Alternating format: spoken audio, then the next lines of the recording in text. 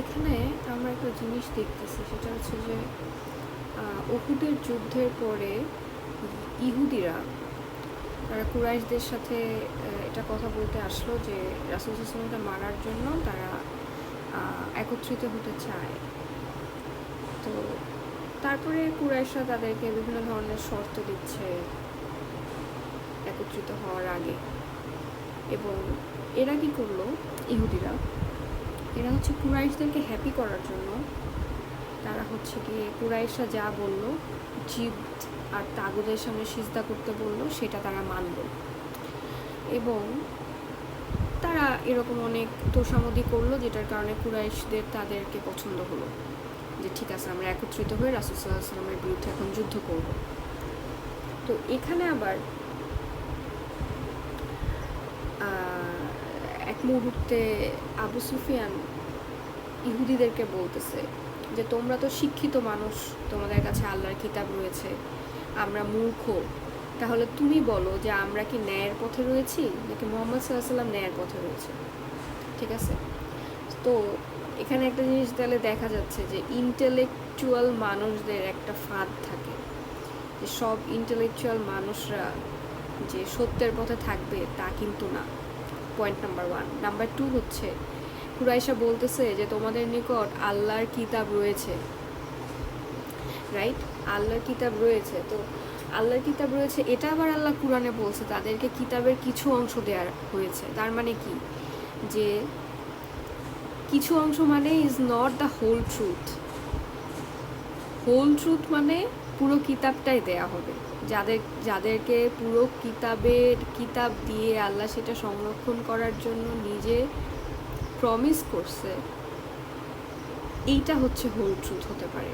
But যাদেরকে কিছু অংশ দেয়া হয়েছে, বা যারা ধরো যারা লাইক টিচার, যে আলেমরা, তারা যদি কিতাবের এক অংশ মানছে আর এক অংশ মানছে না এরকম হয়, এইসব মানুষ ইন্টেলেকচুয়াল হওয়া আর না হওয়া সেম, কারণ ওদেরকে আমরা ফলো করতে পারবো না। যে হোল হার্টেডলি একেবারে ট্রুথ, অর্থাৎ আল্লাহ যা পাঠাইছে এবং হোল হার্টেডলি আল্লাহ যেভাবে পাঠাইছে সেভাবে কোনো কিছুর উপরে ঈমান আনে এবং সেভাবেই মানুষদেরকে শিখায়, আমরা শুধু সেগুলোর উপরেই রিলাই করতে পারবো। আচ্ছা, এরপরে বললো যে তারা কিন্তু আবার জানতে চাচ্ছে যে আমাদেরকে, তারা কিন্তু কনফিউজ যে কে ন্যায় আর কে অন্যায়।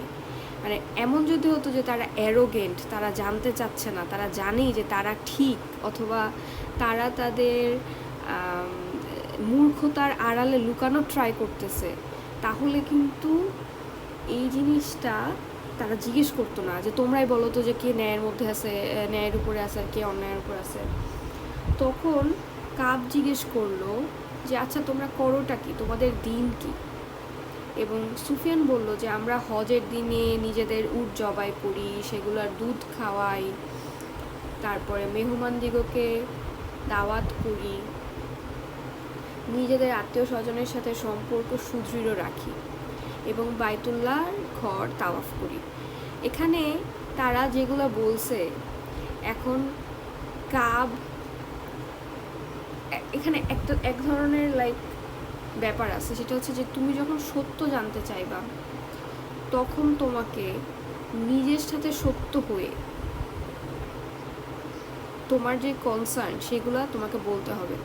যেমন তুমি একটা ডাক্তারের কাছে গেছো, তুমি যদি তাকে অর্ধেক অসুখের কথা বলো আর অর্ধেক না বলো, এটা কিন্তু তার ডায়াগনোসিসে একটা প্রবলেম ক্রিয়েট করবে।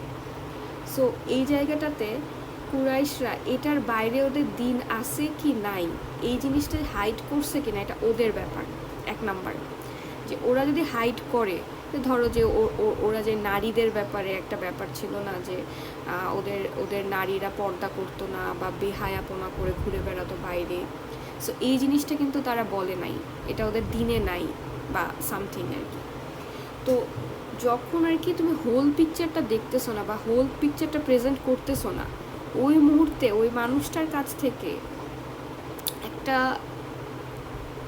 ট্রুথফুল অ্যান্সার লাভ করা বা আশা করা বা ওইটাই যে ট্রুথ এইভাবে মেনে নেয়া, এটা একটা ভুল। সো ওরা কিন্তু যে কথাগুলো বলছে আমরাও কিন্তু এগুলো করি, লাইক আমরাও কোরবানি করি হজের সময়ে, আমরাও মেহমানদারি করি, তারপরে আত্মীয় স্বজনের সাথে সম্পর্ক দৃঢ় রাখার কথা আল্লাহ কোরআনেই বলছে, আল্লাহর ঘর তাওয়াফ করার কথা বলছে। সো এগুলো সব কিছু কিন্তু ভালো জিনিস, ঠিক আছে। বাট ওরা কি চালাকি করে নিজেদের ভালোগুলো প্রেজেন্ট করলো, বাট খারাপগুলা প্রেজেন্ট কিন্তু করে নাই। আবার মোহাম্মদ সাল্লাম যে একটা ট্রাস্টওয়ার্দি পার্সন ছিল, এই জিনিসটা কিন্তু ওরা আবার মোহাম্মদ সাল্লামের দিনের মধ্যে ফুটায় তুলে নেয়। তারা খালি বলে যে পৈতৃক দিন পরিহার করেছে, নিজের আত্মীয় স্বজন থেকে পৃথক হয়ে গেছে, সনাতন দিনের বিরুদ্ধে নতুন দিন উপস্থাপন করেছে। কিন্তু এগুলো প্রত্যেকটার একটা রাসূল সাল্লাল্লাহু আলাইহি ওয়াসাল্লামের একটা ইন্টেনশন ছিল, রাইট? সো তার শুধু খারাপগুলোকে তুলে এনে আর নিজেদের শুধু ভালোগুলোকে তুলে এনে তারা কাবের কাছ থেকে এই কনফার্মেশনে আসলো যে রাসূল সাল্লাল্লাহু আলাইহি ওয়াসাল্লামের ভুল পথ আর কাবের হচ্ছে কি বলে কুরাইশদের হচ্ছে ঠিক দিনের উপরে আছে। মানে কত লেভেলের বায়াসনেস। তো এটাই যে আর কি বলবো, বায়াসনেস মানে আল্লাহ ছাড়া অ্যাকচুয়ালি কেউ আমাদেরকে টোটাল জানে না, আর আল্লাহ ছাড়া কেউ আমাদেরকে আসলে হিদায়াত দিতে পারবে না, এটা হচ্ছে কথা। তো একমাত্র আমি আজকে একটা কোরআনের আয়াত পড়ছি, সেটা হচ্ছে যে এই সূরা নিসার 59, এটা হচ্ছে যে তোমরা যারা ঈমান এনেছো আল্লাহর আনুগত্য করো, রাসূলের আনুগত্য করো, আর যাদের তোমাদের মধ্যে দায়িত্বশীল তাদের আনুগত্য করো। অর্থাৎ দায়িত্বশীলদের আনুগত্য করতে হবে, এবং কোনো বিষয়ে তোমাদের মধ্যে যদি মতভেদ ঘটে তাহলে কুরআন ও রাসূলের সুন্নাহর আলোকে এই জিনিসটা তোমরা মিটমাট করে ফেলো, যদি তোমরা আল্লাহ এবং আখিরাতে বিশ্বাস করো। এখন এই আয়াতটা দেখে অনেকে বলবে যে এইটা তুমি কেন কোরআন নিজে নিজে ইন্টারপ্রেট করতেছো, তোমাকে কোরআন নিজে ইন্টারপ্রেট করার দায়িত্ব কে দিছে? মানে লাইক এত ক্লিয়ার আয়াতেও যদি তুমি এখান থেকে লেসন নিতে না পারো, তাহলে তো তুমি ইজিলি যে কোনো কিছু দিয়ে ম্যানিপুলেটেড হবা, রাইট? তো এইটাই যে সব সময় সব সিচুয়েশনে টোটালি আল্লাহর উপরে রিলাই আপন করা, এটাই হচ্ছে দিন, তাওহীদ।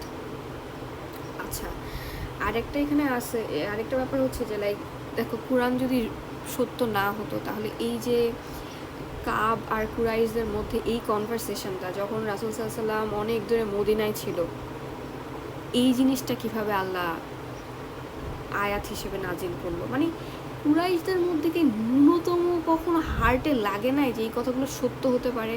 আমরা রাসূল সাল্লাল্লাহু আলাইহি ওয়াসাল্লামের কাছে জানতে যাই যে আসলেই উনি কোন দিনটা প্রচার করতেছে, আর উনি কিভাবে এগুলো জানে। মানে এটা আসলে নিজের ইচ্ছা যে কেউ সত্যটা জানতে চাইবে কি নিজের অ্যাটাচমেন্টের সাথে, সত্যটা জানতে চাইবে নাকি নিজের অ্যাটাচমেন্টের সাথে অ্যাটাচড হয়ে বসে থাকবে। লাইক নিজের অ্যাটাচমেন্ট হচ্ছে ওয়ার্ল্ডলি ডিজায়ার্স। সো